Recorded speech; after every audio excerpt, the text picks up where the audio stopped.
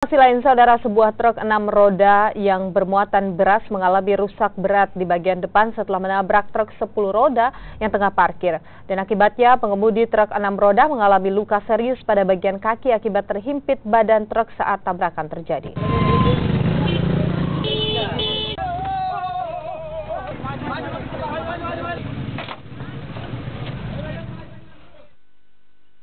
Saudara, beginilah proses evakuasi sopir truk 6 roda yang terjebak di dalam mobil akibat bodi mobil bagian depan yang ringsek setelah menabrak truk 10 roda.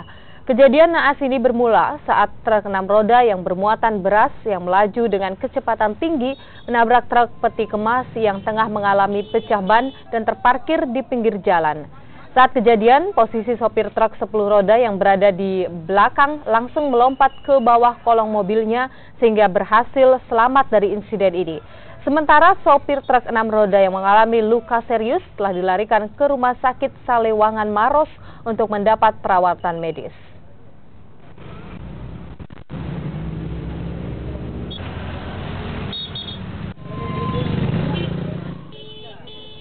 Informasi